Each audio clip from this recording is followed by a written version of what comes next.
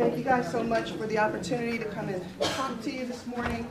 We're not going to go deeply in depth with anything this morning, but we are going to cover some things. A little bit about our department overall and about our processes, and let you know what's coming down the road. And we also want to review some of the pieces that you're working with. Many of you are working with right now as we're getting ready for the new programs to start.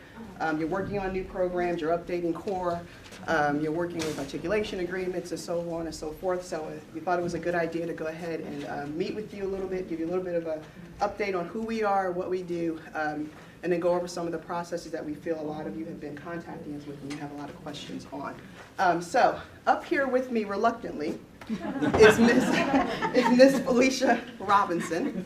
Felicia is our new Director of Instructional Program Support Services. She actually replaced Rosemary Yorgici. Felicia started with us back in December, right before the break. We've been keeping her under wraps, and it's been a secret because we don't want to break her too soon, trying to ease her in. She's not new to CTC. She's actually been with CTC 10 years. She was over in the financial aid department. She was a coordinator for financial aid.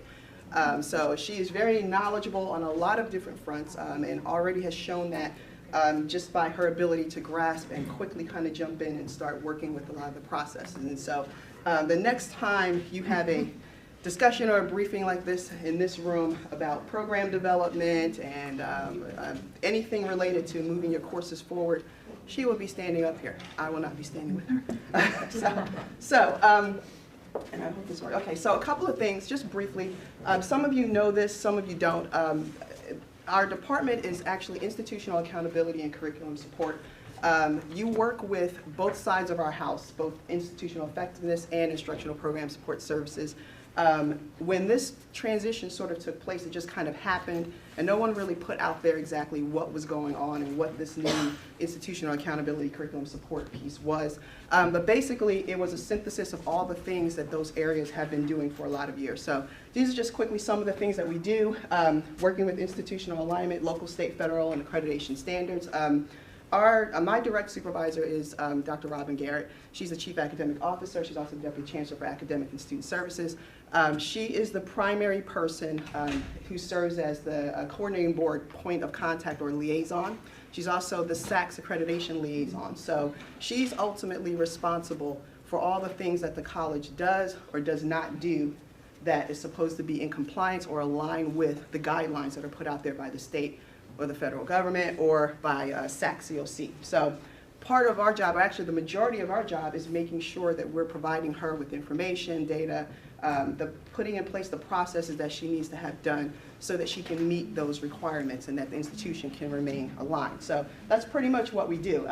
Serving as point of contact for Texas Higher Education Coordinating Board, managing instructional program course inventory online, the inventory that you see the co-board has for CTC in terms of our courses and programs, monitoring out of district, out of state, online instructional program offerings. We're also now a SARA school, so we work with, we basically pay to be a part of a SARA agreement, reciprocity agreement, so that we can actually offer online or distance learning in a variety of different states. We monitor that. We coordinate the applications for external grant opportunities, which of course you just met Nicole. Nicole works in our department as well. She's actually in the IE side of the house. And so in addition to managing the Perkins grant and working with the distribution of funds for that, she also deals with external grant opportunities. She does research, she'll find grants, she'll help you interpret your applications, set up deadlines, timelines, things like that to sort of make sure that everything's in order. She works with a variety of different departments on campus to make sure that happens. As far as the grants are concerned. Also research, quantitative assessments. A lot of you have already met Robert Stacy, working with you on learning outcomes and your task stream program reviews. Coordination of academic programs, which we're going to talk about a little bit in a minute. Just a little information, this merger took place back in 2015. Both departments, instructional program support services, was actually its own separate department. A lot of you who were here back then, you know Erin Roden. You worked with Erin Roden before she retired. Erin Roden was the director of instructional program support services, and it operated independently from all the other departments. The merger took place in 2015, and of course, instructional program support services deals with course program development, processing, state licensing, site compliance, articulation agreements that we have for the institution, as well as instructional materials, syllabi updates, curriculum review, and so on. A lot of pieces there. Also, institutional effectiveness. A lot of you probably only know institutional effectiveness when they kind of bug you with task stream. But there's a lot more that goes on there, and they do all the internal and external reporting. We get requests for internal reports from a lot of you, as well as a lot of departments, to kind of look at your success rates, things like that. But we also get a ton of external report requests from the state, for federal government, from SAC. So pulling down data, synthesizing data, analyzing data, putting all these reports together and meeting the deadlines that they have for us is a huge part of it. Of course, the Perkins Career and Technical Education Funding, external grant opportunities, task stream, program reviews, and learning outcomes assessment overall. So what happened was we discovered that both of those departments operating independently had a lot of overlap. A lot of the things that one department needed, another department also needed. There are a lot of times when you would get requests for certain things from one department and then get requests again from the other department. That's still kind of happening, but the great thing about it is that over the last 2 years, we've been able to actually eliminate a lot of those pieces. We've been able to identify the overlap and bring it together so that we can make sure that we're not overtasking the departments or the staff or anyone like that, and making sure that we're meeting the requirements. We share processes, we share resources. Great way for our budgets to be cut down to the bone, so we're sharing a pencil for supplies now as well. Pretty much sharing everything and working as much as we can to try to avoid duplication of effort and trying to work together to help one another out, because both departments are very much overtasked. You'll see here, I'll go back, we're rather small, and considering all that we do, we literally only have one person dedicated to each of these processes. You'll see here on, and you know what, let me introduce some of my people hiding in the back. I see you in the back there.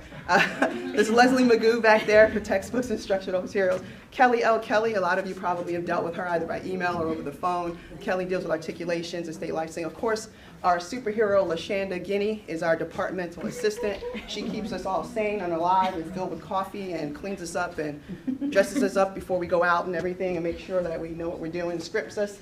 Of course, Director of Institutional Effectiveness is Dr. Layla Hackett. I think a lot of you have worked with her for a lot of different things and a lot of different reasons. I will tell you that Dr. Hackett is going to be leaving us. Her last day is actually next Friday, February 2nd. She is moving on to bigger and better things. Dr. Hackett has actually been working, and I'll just quickly tell you because it's kind of out there. She's from the Virgin Islands originally, and when the hurricanes hit and the storms hit and things like that, she went back home a couple of times. She reached out to her community there and wanted to start to help out. And the thing that she discovered is that while there's a lot of an effort taking place to rebuild and get food and water and electricity, no one was doing anything about the education. The kids are not in schools. There's no education. They don't know how long it's going to be before they get schools up and running. A lot of those students will literally be without education probably for the next 5, possibly 10 years because they can't get things up and running. So Layla's actually been working with the governments there and actually throughout the Caribbean, and she's possibly going to get a grant that would allow her to work and set up a system where they can provide or reinstall education through distance learning.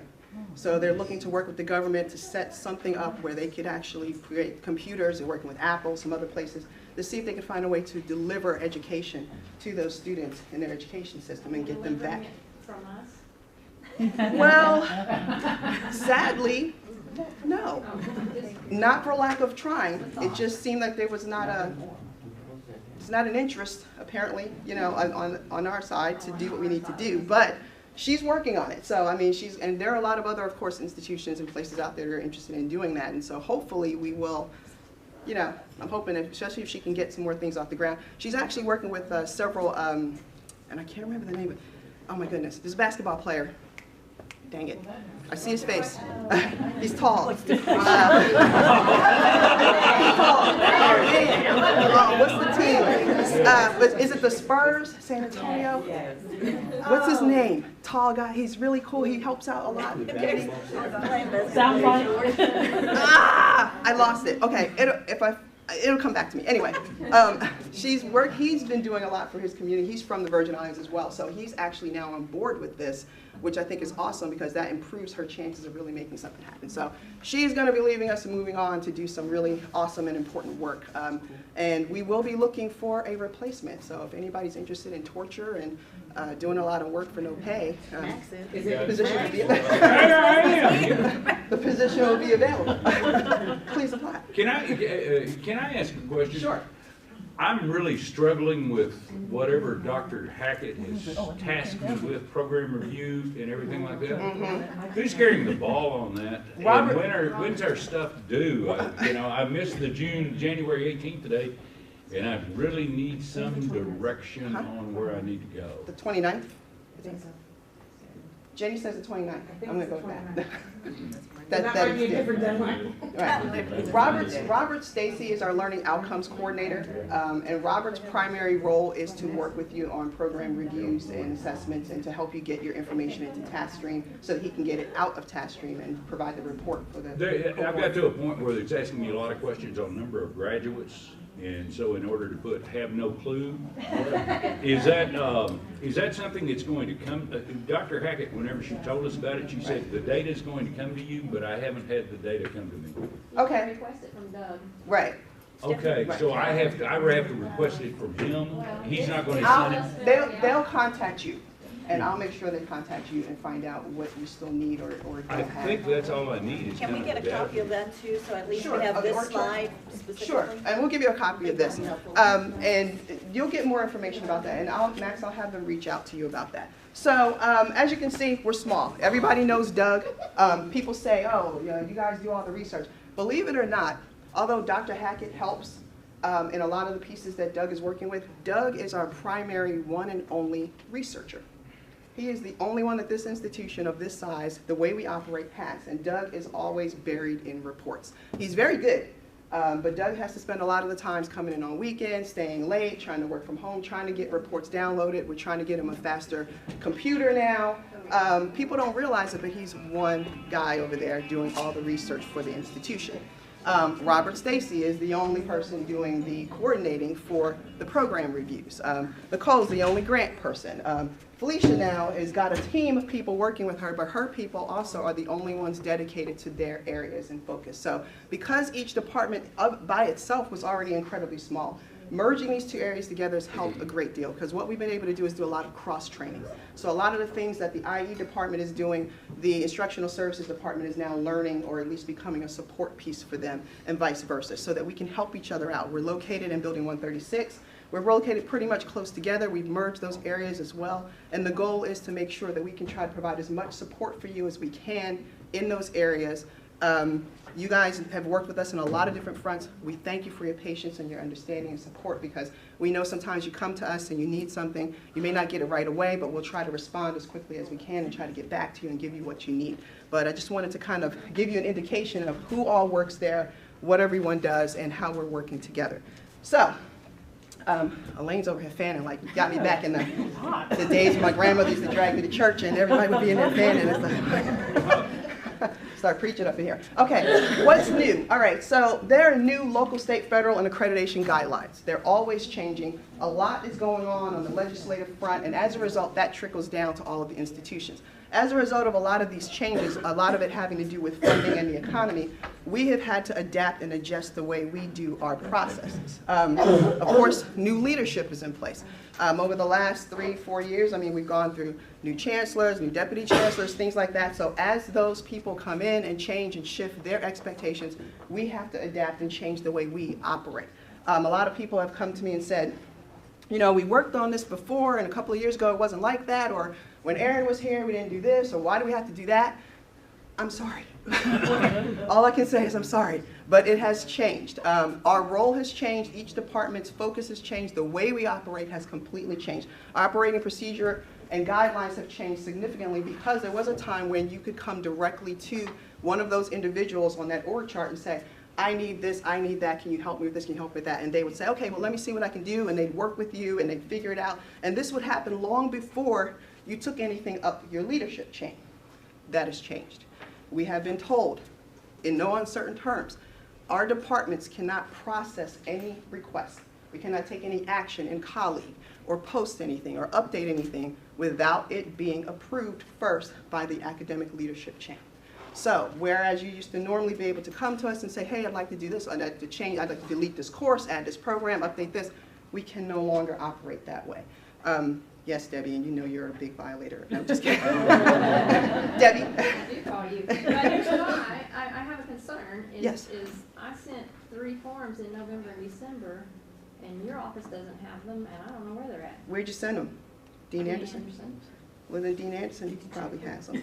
So I'm saying, if they, Oh, yeah, or if Dr. they Ady. were in each read, I could at least track Right. them down. But I don't know Okay, where they're at. well- So how, will I be on the curriculum review committee? If we don't have them, no. But you can just, we can follow up on that for you too. I mean, if that happens, and listen, we've had the same issues as well. We know that when things go up, they end up in an inbox somewhere, and sometimes they're not processed, or they're lost, or, I love Jan Anderson's got the tote bag system, so she always says to me, I think it's in my blue tote bag, or it might be in the red tote bag. I'm like, okay, can you just tell me where they are? I'll check both. But things happen, and so if you check with us, we can always follow up on that and find it, because, she's got a lot on her plate. She's dealing with a lot of different, you guys know that, that she's got. My intention is to be on the agenda for the curriculum review committee meeting. Well, we still have time for that, and we still have time. We still have time for that, so we'll follow up on it with you. But but she may not even have it. It actually might have gone to Dr. Ady, because what Jan normally does is process them as soon as she gets them. I can't. Have you contacted her office, or? I emailed Jan this week and asked if she had Okay. assigned and moved on. Chances are they might be in Dr. Ady's office, because I know sometimes Dr. Ady has a process she likes to go through that might take a little more time to Right, on a review. certain day. Right, So right. will it ever be E-Tree where we can know where it's God, I hope so. at? I really hope so. It's not for lack of trying. It's not for lack of trying. It's not for lack of trying. You'll see that we have a lot of different forms that we ask you to use. We're developing new forms that they've asked us to develop. Our goal is to get them on eTreat so that we don't have to keep emailing them, including the form Nicole's talking about. That's a different technical issue and a student services issue that we're working out, but we're hoping that eventually we will get it to that point so that you won't have to deal with emails and sending them, and they can go up the chain the way they need to. So, our operating procedures and guidelines have changed. We've got new staff, like I said, that are kind of coming and going, so sometimes there's turnover, and when that happens, there is a little bit of an adjustment period, a little bit of a slowdown, but again, because of the cross-training that both sides of our houses are doing, that's actually helping us a great deal to kind of fill those gaps and cover down as need be when people come and go. Evolving processes. A lot of the processes are changing and continue to change. With Nicole telling you about the new forms and the new way that she's kind of streamlining her processes. There are a lot of other processes that are going to be adjusted. We're trying to work together with the Dean's office and with the Deputy Chancellors to make those adjustments minor rather than doing a complete overhaul, because sometimes you don't need to really redo the entire process, you just need to adjust it and make it more efficient. So we're working on that. So some things that you'll be hearing about coming up are going to be the syllabi, and how you submit your syllabus for review and posting. You normally submit them to Leslie directly. That is going to change. Advisory minutes. This is another example of an issue that we discovered, and we keep finding them. As we discover them, we fix them. We know that you normally submit, if you have advisory boards, you submit your advisory minutes to Leslie, and they get posted by state requirement on our website. She also has a particular timeline that these things have to be submitted, and there's been some flexibility and adjustments there, but now there is no flexibility. A new timeline will be coming out for when those advisory minutes need to be submitted. What we discovered was that we were tagged with a desk audit for Perkins, and so Nicole was handling the desk audit. In fact, she just successfully submitted the results for that this week to the coordinating board. Part of that desk audit required her to collect advisory minutes from the CTE departments. So what happened was Nicole put out a request for advisory minutes, and Leslie put out a request for advisory minutes. And then, of course, some of you did contact me and said, why are we getting, 2 different requests for advisory minutes? Aren't you guys in the same area, the same department? The answer is yes, and yes, you should probably not have gotten 2 requests. So what happened was, once we figured that out, and since desk audits only happen very rarely, this was something that just popped up on our radar. So now, both sides of the house met. I know Leslie and Nicole had a meeting, and the plan is going forward that anybody who needs an advisory minutes from within our department, either the IE side or any other side of the house, will go through Leslie. That way you'll only get 1 request for advisory minutes or updates, so you don't get these kind of duplicate requests that you say, I already gave it to so-and-so, why am I giving it another one? We want to try to eliminate as much of that overlap to make it less stressful on you. We know that there's a lot happening with you as faculty. We know that they're asking you to do a lot of different things, and they're asking us to do a lot of different things, which require you to do even more things, so we're attempting as best as possible to try to settle it down a little bit, right, and try to streamline. So we're working on it. Core curriculum revision is another thing. I'm not going to go into that right now, but that is going to come up. A lot of courses have been deleted from the core, and as of 2019, things have to start changing, and we need to start making adjustments. More information will come out about that, but that process is also going to change a little bit, again, so that we can streamline it, make it more efficient, and make it less stressful on all of you. So just stay tuned for that. Can I ask one more question about that? Yes? The core curriculum review. I haven't got to that slide yet. Okay. Wait, what's the question? What's the question? I do what our department said we were gonna do, and I have those things, and I've been putting it in task stream because I don't know where else to put it. And then I have Matt Lyles is on the committee, and he's like, we haven't met, and so I don't know what I'm supposed to be doing besides, collecting data. For the committee or for your For submission? our classes review process. For your program review. You mean core curriculum review, so college algebra, for example. Right. Have you submitted changes for the core? Oh, no, it's these courses are in the core, Okay. but we have a process, right? I mean, that we have to go through for each of those classes and to submit an assessment type thing. For the learning outcomes, right? Yes. And that's Robert Stacy. That's the program review. That's part of the program review So process. I'm doing it right, I was just guessing. Yes. So core curriculum review thing can go in task stream as program review? Yes. Okay. Yes, and Robert is the one who will work with you for different, I know different departments are on a schedule. Wasn't there a committee though with Crystal and?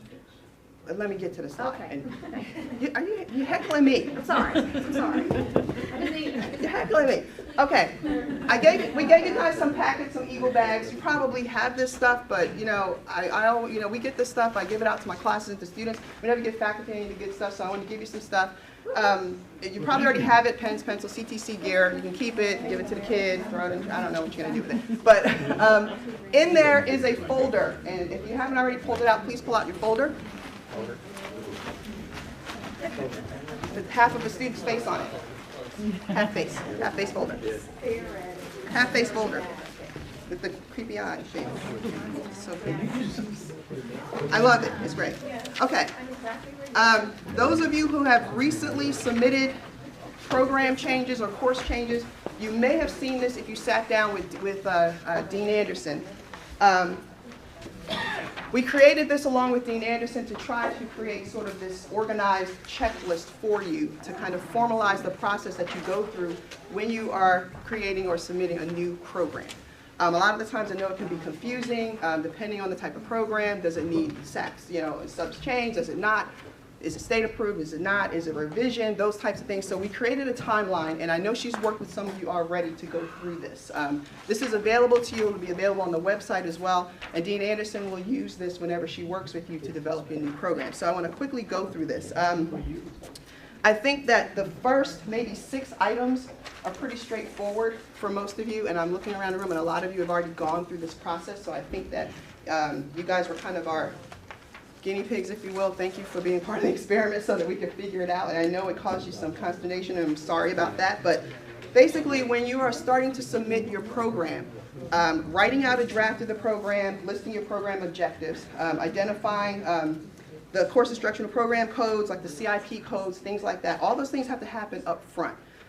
If you are a workforce program or a career and technical educator, then you need to also form an 8 to 10 member advisory committee. That committee is supposed to help you develop the program and inform on the program. That's where you get your industry experts giving you insight and ideas about what's happening out there in the world of work so that you can make sure you're including those components in your program. You're supposed to meet with your advisory committee and record your minutes. Those minutes are important because they actually get submitted to the state. The state requires these meetings as an indicator that you've actually met with the workforce industry leaders and that you've developed this program kind of not just off the cuff but with informed decision making. Number 5, create and disseminate a needs assessment to the community and advisory members. This always gets people caught up and you get stuck a little bit. We do provide links and information for you on how to do the needs assessment. There are different areas that you can go to, the Texas Workforce, a lot of different sites you can go to that will give you information. The needs assessment basically is a way of showing that the program you are proposing actually is needed in this area, that students will be interested. There's work and employment for students in those programs as you develop the program.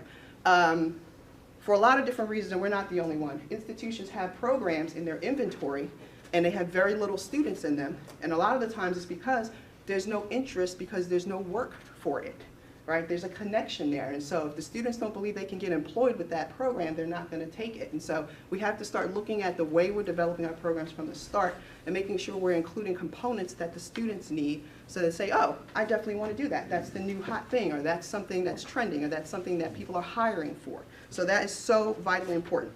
Writing out the program description, formulating the degree plan for or the certificate, locating course names, course descriptions out of WECM and or ACGM.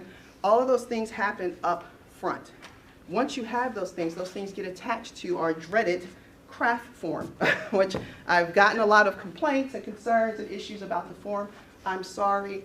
That is the process we're going to be using. We're updating and evolving the form as we go, but that is the only real way that we can actually move these things forward in a way that we can manage it, right? Because we need to manage not just the submission process, but the reporting process on the other side of it. So once you've completed those items and you've attached that information and filled out your form, those things get attached to that, and you submit that to Dean Anderson, like Debbie did. And now we just need to get it moving through the next part of the process. And I believe Dean Anderson would have already submitted those. So we just need to get with Dr. Ady and see where they are. If you look down to 7 and 8, submit the curriculum revision edition for program form through the approval chain. And then present at the curriculum review committee meeting. What happens is after that is that once Dean Anderson reviews it, she might get back with you and have some questions. If she's okay with it, she'll send it forward to Dr. Ady. Dr. Ady will review it. She may have some questions or concerns. If not, she'll go over and consult with Dr. Garrett. Only after Dr. Garrett has signed off will it come to me. I will not see it. I will not know what it's about until Dr. Garrett sends it to me and says, okay, we feel good about this one. You guys go ahead and move forward, right? That is when it ends up on the Curriculum Review Committee's agenda to be discussed by the committee members and looked at to move forward, to pass it and move it up and move it through the process. That is where we get into a lot of issues, because I know that it does take some work. You guys have your teaching schedules and your advising schedules and all these other things going on and all these other projects. And then on top of all that, you've kind of got to go in here and get hands-on with some of these pieces. But we really do need you to do that as much as possible, because those areas we can't speak to exactly what you want or need in your programs. We will work with you as best we can to make sure it's aligned with what the state is looking for and things like that. But other than that, the content needs to really come from you. I'm sorry, yes? I was just going to ask, we have the CHW program that had already been through the curriculum review before this change. Mm-hmm. And so I think we backed up and we went back to this, but I still haven't heard. That was a program, is that the program that was tabled at the CRC? I didn't think so. I thought when it first went through CRC, that CRC said, yay, we're going to do this. And then Rosemary left, of course.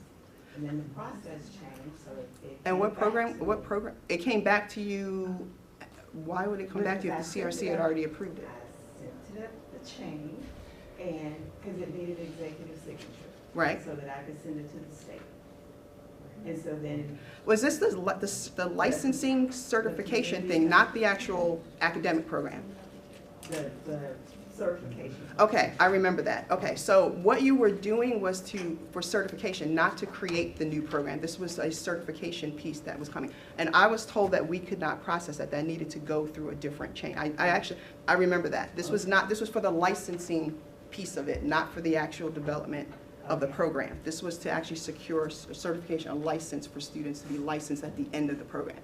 Okay. That piece we do not handle. Okay. So I remember that. I remember that's the reason it was resubmitted back to you, and then you sent it up the chain. Where it is in the chain for that piece, I could not tell you. The program's ready to go. It's just not certified. So that's where it gets a little bit hinky. So yes, I do recall that, but I will follow up. We'll follow up and see if we can find out what's going on with it. Thanks. Okay, you had me worried there for a minute. I'm like, what? Okay. So 9 through 13 are pieces that take place by our department. Once we've got everything that we need and we think we have enough to put together our packet, we will go ahead and submit the packet, put everything together, submit what needs to be submitted, and get it ready to go forward. The next steps once these things are done, is that it has to go before our Board of Trustees. So that process is fairly easy. We just need to get it done in a certain amount of time so that it goes to the board workshop, and then they vote the next time over. If it's ready and it goes to the board, you will be contacted and we will be told, there's a board workshop, your proposal is on the docket, you need to be present, or someone from your department should be present to go ahead and help us present this to the board. But the board will normally receive a packet, and this one's been in the back of my car, so I apologize, like this, right? Basically, all of these items that you put together and we put together, we synthesize and put together in this nice little handy dandy booklet. And all the board members and the department chairs and Ms. Giannakos received this booklet. This booklet actually is very well organized in the sense that it helps to make sense of what it is you're trying to do. And it shows them the high points of why your program is necessary and important, and why we believe that it actually has a very good chance of being successful. The board, I don't know if they look at it, I honestly don't know, but they like it. They always go, oh, this is really nice. So the tabs are working, right? So they're happy about that. So usually, if there are no major hangups economically wise, and you come in, the only questions I've only heard the board ask are, you know, do you think that you'll get a lot of students for this? Why is this the new thing? Where is this trending? That type of thing. And these are kind of softball questions that you should easily be able to answer. If they're comfortable with what you presented to them at the workshop, then the next time they meet, you actually just go up. It'll be one of us usually, or Dr. Garrett, who will just request that they vote and approve. And I've yet, on my time being here, have never had the board disapprove a proposal once it's gotten to this point. But it has to get to this point to get there. Once the board approves it and we get our certification documentation from them, then we go in and it gets entered into the co-board's portal to be uploaded to be received. And that's done by Felicia and Kelly and Leslie and their IPSS department. And then at that point, we're waiting to see what the co-board says.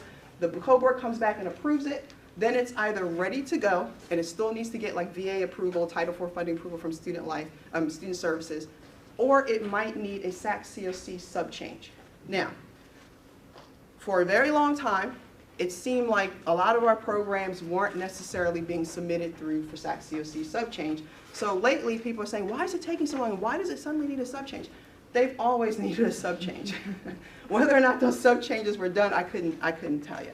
Yeah, I'm gonna pull the old adage and say, look, I've only been here for 3 years. I don't know what happened before that. No, I'm just kidding. The problem is that SAC-COC themselves is also under fire, right? They've had to go to Washington and basically try to establish their existence and explain why a middleman type organization is necessary to help regulate and keep schools honest. And so they are now tightening up their regulations, and their requirements have kind of always been in place, but their enforcement of those requirements hasn't been as stringent as before. Now it is extremely tight, and they're extremely demanding, and they want everything lined up the way it needs to be lined up. So unfortunately, you might say, I would love to have this program ready by the fall. If it requires a sub-change, it's not going to happen. Because from the time it goes through our process, then it goes through the co-board's process, which could take anywhere from, I don't know, 6 to 10 weeks maybe, depending on what's going on with the co-board. Then it's got to go, and a substantive change has to be written. Those of you who've written a substantive change or worked with Dean Anderson to develop one, you know that that is a whole other ballgame, right? And then that has to go through SAC-COC's almost 6-month-long process to even be approved. And up to that point, we cannot and should not put these programs in the catalog, and we should not make these programs available for students, right? And yet, that has been happening at different times, and it causes problems. Another thing that causes problems is, at the end of the day, we get calls a lot from course schedulers saying, hey, we see that the CRC approved this, we want to put your program in there. And we're like, no, you can't, right? Because they say, well, we'll put it in, but any students that have to use financial aid, we'll just let them know they can't use financial aid if they want to take the course. Guess what? They are not doing that. They are letting any and everybody go in, right? And at the end of the day, it is causing problems for the students, it is causing problems for us. And people keep saying, well, we used to do it like that. Well, we were wrong. It should not be done that way. The program should not be offered to the student. It should not be out there available for a student to get into it unless we are sure. Now, we've had situations where we've had new programs that are going through the process, and they have new courses, and they say, you know, we'd love to tell the students about this new program. We'd love to tell them about this course. And since we know it's going through the process, we'll just have them take some of the courses as they're getting ready. And then when the program's available, then they can go ahead and get into the program. That in and of itself is actually something that's possible and other schools do. The problem is we don't have enough regulation on certain parts of the campus to make sure that the student is protected.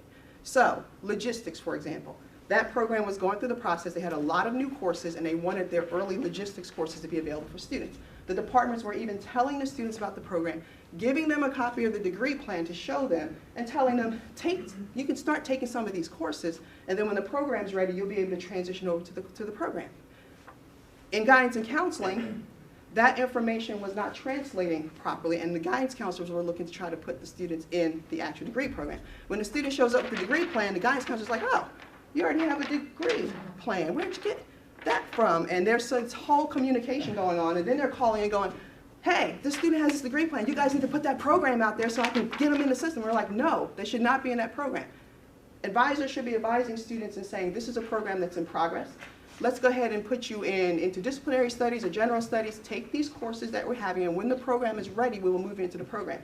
The departments need to be certain that you have a backup plan, because should the board or SAC say, you know what, we don't like that program, we're not approving it, then you have a student who's taken some courses for a program that is not going to exist and may have no place to put those courses, may have spent money, time, resources, and everything else, and has courses in their transcripts they don't need. So what we ended up doing with the business department was having them show us a plan, an alternate plan that they had for their students should this program not be approved. And they had an alternate plan. These courses could be used as electives for some of their other programs, but our issue now is that we're not sure all the time if students are getting the correct advisement that they need to make sure they understand. You're taking these, if it doesn't happen, then you can use these as electives for a different program. Because then students come back and go, why'd you make me take all these courses? I wanted to play, take violin and basket weaving for my electives, and maybe now I gotta use these for my electives, and I wanna do something else, and it can get hinky. For us personally, we don't want to put anything in colleague or in the catalog unless it is fully approved. But we have a lot of different arms and branches that kind of reach out and will say, well, put this one in the catalog, but don't put that one in. Or put this one in the system and don't put that one in. I've already had a talk with Dr. Garrett. We made it very clear. Anything that is approved for that type of action, she's going to give to me in writing. I'm going to send it to my Hotmail, my Yahoo, and everybody else's email I can send it to make sure, because our department takes a beating a lot of the times for putting these things out there, but we can't control whether or not the student is properly taken care of outside of us. We don't even see the students, right? But we know that what we do impacts the students, so it is important. We know you want your programs to get out there. We know you want your courses to get out there, but we need to make sure that we're taking care of the student, because part of the issue we have, and we have a lot of them when it comes to enrollment, is students feeling like they're not getting proper advisement, that they're taking too many classes willy-nilly and no one's giving them any guidance, or they're being told one thing by one place and being told another thing by another place. So we have to try to get to a point where we can all be on the same page and communicate. I'm smiling a little bit because I know that we had this situation with child development. May I share a little bit? so Dr. Lamper had some changes to her program made, and they were approved by CRC. Everything was done and ready to go, but she discovered that there were some issues happening that she was going to need some more time before she was ready to offer those updated courses. So she went through a process of getting permission to put that process on hold. So we put it on hold. We didn't put them in the catalog, we didn't put them in colleague. We tried to keep it from being made available so that until she had the time she needs, because she wanted to make sure that the courses she offers her students are correct, right?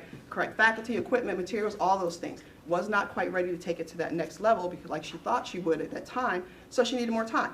Perfect, great. We got the call, we were told, put it on hold, don't do anything. The next thing we know, we're getting these crazy emergency SOS calls from course scheduling saying that we have to do this and that Dr. Lamper said we need to do this. And I'm thinking that doesn't make any sense because Dr. Lamper said, so we really, literally, it went back and forth, back and forth. Turns out they have their own timeline and things that they want to do. They want to be proactive with scheduling their courses. So they go in the system and look and see what happened at the CRC meeting. They see that there's things out there on the spreadsheet that were approved. And they go, oh, this was approved, but they don't have it in colleague. And then they start trying to force the issue. And they call the faculty member and they say, you got to get this done right away. You got to put this in or this is going to happen. And we need this by this date. That is their own internal, I just want to get my work done early so I can finish watching Stranger Things on Netflix date. Right? I got one of those dates too, right? But that date does not line up with what we need for the student. So getting involved in that had to happen where we had to have communication with them and say, excuse me, we know it's out there, we know you see it, We did not, and then they said, well, you guys are missing the things. You didn't put this in there. No, we didn't put it in on purpose. Again, we can't figure out who everybody is that needs to know this, but until we get further instructions from Dr. Lamper, we are not putting that course out there. It's not going to happen. Doesn't make us very popular, but that's how it has to be. If we hear from you and you say, we're not ready, or we need this, we need that, if you get a call from somebody outside of Dr. Ady or Dr. Garrett telling you that you have to put this course out there, you have to get that program activated, or you have to do this or that, I'm going to tell you straight up, don't trust it. Don't trust it. Call us to be sure, because everybody's trying to get their own stuff done, and they're not thinking about how it's impacting or having this sort of residual effect on everyone else. Don't trust it. Just call us, and then we will find out for sure, because we're not going to take that action, because if we take the action and it's wrong, trust me, we're going to hear about it. We're going to feel it. Right, Kel? We're going to feel it, right? Okay, so this is basically the setup and the timeline. There's a lot of other information on the back. Don't panic about it. Most of that really deals with what we need from you. Oh, I'm sorry, where? Yes. I work for course scheduling. Okay. Our dates are based on when things need to be published in the scheduled bulletin for advertising Right. purposes, and also when they need to be uploaded for our new expanded registration Right. period. So I know that I addressed questions to Dr. Laura. I didn't Right. contact your department. Well, about, you have someone that works for you named Christine Miller, right? No. Or where does she work? She Who works is on she? Central Campus but does what I do. Is she a course scheduler? Correct. Okay, my issue is with Christine Miller. Is she here? My issue is with Christine Miller simply because Christine Miller used to work over in Instructional Program Support Services. Christine Miller worked in Instructional Program Support Services before it became the new and improved Instructional Program Support Services. Christine Miller still seems to think that she understands how we operate. And so she's talking to faculty, sending out emails, giving out directives, telling people to do X, Y, and Z, and not getting confirmation from people that she's supposed to, right? If there's something happening and I'm not sure about it, before I go and tell you, oh, do this, do that, I'm going to check to make sure, because there's a student on the end of this entire process. And if you're not thinking about the student and you're thinking about your own stuff and you're doing this, doing that, and you got your own agenda, that's fine, but guess what? You shouldn't be in education. So my issue is with course scheduling as Christine, my issue with Christine Miller. And it's not just with Dr. Laura. There are several other instances where we've had Christine call on behalf of course scheduling and say, we need this, we need this, we need this, we need this, we need this, and then, or tell the faculty without coming to us, you need to go do this, you need to go do that. That is a problem. And it's either a communication issue or whatever it might be. I'm working on addressing it, but I'm addressing it by being transparent and honest. Because all the beating around the bush and the tap dancing around it is hurting students and hurting the college. So I apologize. My goal is not to offend course scheduling in general. But for students as well, we just want the courses as soon as possible to be out there advertised. Right. So we're soliciting enrollments. I mean, I think we ultimately have the same goal. Yeah, I think so. But I think not so. hurting. No, and I think so too. And I think putting information out there, letting students know that the programs are coming, letting them know about the exciting new things that we're doing are great. But we also want to make sure we're not trying to make it available before it's ready, before it's approved. Because then students, then that ends up, all that great stuff goes out the window, because then the student is in jeopardy. So, okay. I had a whole lot of other stuff I was going to go through with you, but I feel like having this opportunity to talk with you up front was positive. In your folder is also some information about the form, and we have it pulled up here. Can you pull that form up? Does anybody have any questions about the CRAAF form? Because I'm going to go ahead and wrap that up a little bit. Just note that this form, and that's another thing I just want to emphasize. Wait, go ahead and go through it. Well, you were just giving me the hook now.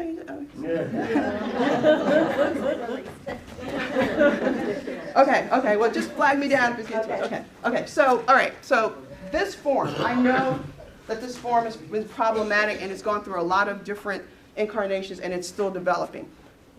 Here's what I want you to know about the form predominantly. It was initially a form that you would use when you wanted things to move forward to the CRC committee, to be reviewed and looked at the committee and moved forward and voted on. It is no longer that, it is that and more. It is now the form that we use for any action that we take in our offices, right? So any actions that have to happen that impact academic programs have to be done on this form. So if you are deleting a course, adding a course, revising a program, adding a program, doing any type of updates, even if it doesn't have to go before CRC, it still has to be done on this form. If you say, oh, my CIP code is wrong, or I want to do this, or I want to do that, and it's not something that necessarily needs a vote for CRC, it still has to happen on this form because we can't take the action without it, right? That is a directive from Dr. Garrett that every action we take, we need to have documentation to show that we were authorized to take it, right? And it makes a lot of sense. I mean, it's a lot of extra steps. It feels like it's a lot of extra work. Usually you could get this stuff done with a phone call to us, but it makes a lot of sense because when you have turnover, people moving around, a lot of people in the system touching different things, when actions take place and it puts the school in jeopardy, we need to identify where that problem occurred, right? So making sure we have an understanding of what we're doing and being able to document and support that is necessary. So I know it's frustrating for people. And they go, oh my God, why do I have to do a form for everything? This is one of the main forms we're hoping we will get on eTreat. That's a form that absolutely has to be there. We're still working on it. I'll keep you posted. But this form essentially allows you to decide what it is you want to do. So if you see here where it says request type, select one. Can you select that? The first one. It tells you new course, new program, revision, program, core, or core revision, right? You just select the item or the action that you're attempting to have happen. Is it something for alternate delivery, yes or no? Under continuing education, that's specifically for continuing ed because they also now have to go through and use this form. They didn't have to before, but now they're also required to use the form so that we can take the actions we need for them. And their programs don't have to go through CRC, and it's actually pretty easy to do what we need to do for them, but they still have to go through that process and move that form forward. So our program, like the 68 whiskey that we wanted to start, it's not a CRC. Yes, I found that out. Is that something you want to? It is a CRC action in the sense that even though it doesn't have to go to, it doesn't need state or approval. It's not a brand new program, but we still to take any actions that we'll take on it. If there's something our office has to make happen, we would still need the form for it. But I did speak with Dr. Ady, and I know there was some meetings and some discussions about it. And basically, it's a program you already offer. Right. You're just offering it in a different package. At this point in time, I'm going to say no, simply because Dr. Ady had told me to pump the brakes on it, don't do anything just yet. But I would say probably not. Okay, so but don't quote me. Your form is for any action that is for a new program. Right. If you're trying to set up a new course, you're trying to delete a course, add a course, you're trying to change your program, update a program, what you're doing is just changing the way you're offering it. Right. You're not deleting any courses or anything like that. You're packaging it in a different way. So that's a different process. Okay. Okay. Of course, some of this is self-explanatory. Just fill in the fields. Scroll down a little bit. We've worked on it, and you guys have given us a lot of feedback over the last few months, and we've actually updated it quite a bit with what you've given us. So I want to just look at down here for core. To submit changes to the core curriculum, we're also using this form now. We know that there was a separate process, and Debbie, this gets to your question. When Crystal Messina Fiera was here, she had a whole separate process for core. It was unnecessary. So we merged those processes, right? So, job security, yes, exactly. I mean, I'm sure that's what it was. Yeah, but yeah, you know what? Lunch, coffee. Well, another conversation. So, basically, if you are submitting changes to the core, deleting something, adding something because it's been removed from the ACGM or something's happened or whatnot, it should be done here, right? It should be done using this form as well. If you are submitting to the core, some of the things that we've recently added is to make sure, because Robert Stacy, like I said, who deals with program reviews, he's also the person that submits your core submissions in the portal to the coordinating board. This is a separate thing from, updating a program, right? This is separate. This is something that impacts the core curriculum for the college. So here you would go in and where it says, for core curriculum changes, at minimum 3 core objectives to include critical thinking skills and communication skills must be addressed to fulfill the component area requirements. So when you are adding to the core, you at least need to have communication skills and critical thinking skills. Then you can choose at least one more objective or more, and you just check it. Social responsibility, personal responsibility, teamwork, empirical and qualitative skills. You just check the box, and then that tells us, okay, these are the 3 or 4, or however many you're going to add to it. And then you attach all of your required information, any information that you need to attach to it, because remember, when it goes to Dean Anderson, she needs to have as much of that information as possible so she can make a real informed decision. If not, she'll have to get with you and find out and get questions and things like that. So if you give it to her kind of, you know, in a nice packet and you say, here's what I'm doing, this is what I'm trying to make happen, this is why, and provide that information, then she can more quickly and easily move it forward. I think the biggest part of her job, because Jan is very skilled and very knowledgeable, the biggest part of her job is having to explain it to the higher ups, right? So as long as she's got a lot of good information, then she can kind of hold a little mini session and say, okay, here's what's happening, and explain it, because until they feel comfortable with it, right, on the executive, deputy chancellor, and above level, it's going to get stuck, right? So if she has what she needs from you, then she can more easily kind of say, here's what we're doing, and this is why, and here's the information, and move it forward, right? So we feel like we feel good about this form as it is right now. Of course, like I said, we need to get it on eTrieve because of the next page. And I'm sorry, right? So this is the signature page. And this is a PDF, it's a fillable PDF, and it is set up with a digital signature now. So if you don't already have a digital signature, please set one up, because it's going to save your life. It's going to save you so much time and pain when you're dealing with this. So basically, these are the signatures where it has to happen. Department chair needs to sign and date it.